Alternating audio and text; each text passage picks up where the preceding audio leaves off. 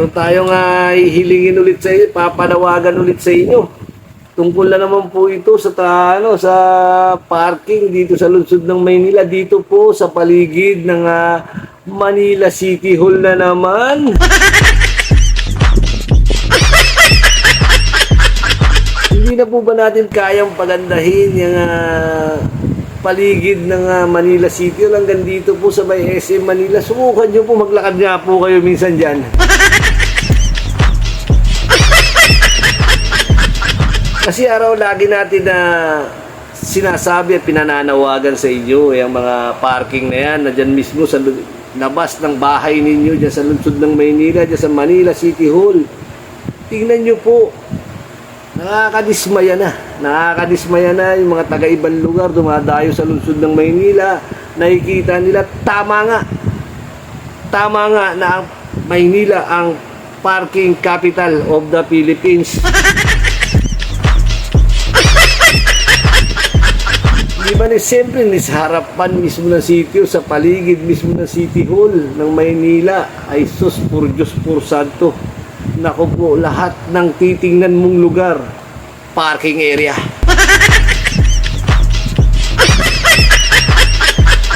Diba ano po ba yung nilagay natin dyan? Akala ko po ba babaguhin natin yan?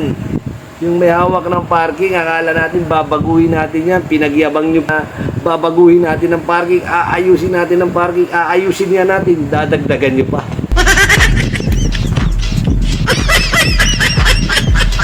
Diba hanggang sa UDM, diba? Hanggang sa UDM, dyan sa Central Station, hanggang dito sa City Hall ng Maynila, makikita nyo na po kung gaano kakapal ang parking.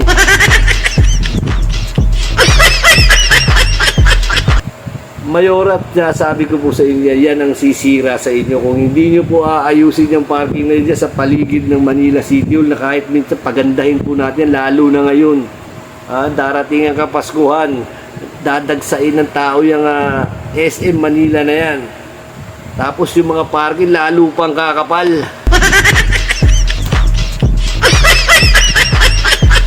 Diba marami na po nakakapansin yan. Marami na rin po siguro ang nagsabi din sa inyo niya. Pero pagdating sa parking, bakit ganyan tayo, Mayora?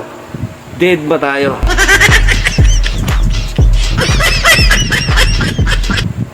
Akala natin na pinalitan nyo ng mamahala dyan sa parking para ayusin, i-organize natin, wag natin ilagay sa mga matataong lugar, yung mga makakabala, tanggalin natin. Pero wala, mas lalo pa pong nag-expand yung parking dyan sa Manila City Hall.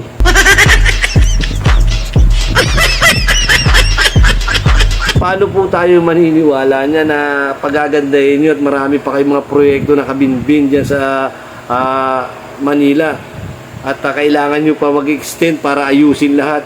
Ngayon na nandyan na kayo, wala pa kayong nagagawa dyan sa parking na yan. Bakit yung parking na yan napakalakas? Hindi kayang tibagin. Di ba hindi kayang pagsabihan? Sinabi na rin ni Vice yan na bawal ang parking sa bangketa. Pero bakit nandyan pa rin ang parking sa bangketa, Vice?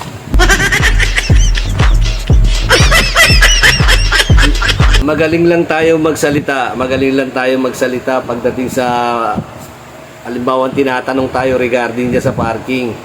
Pero may nagawa ba? Nasolusyonan nyo ba?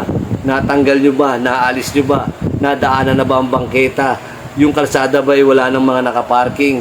Pero lalo pang dumami ang parking dyan sa kalsada.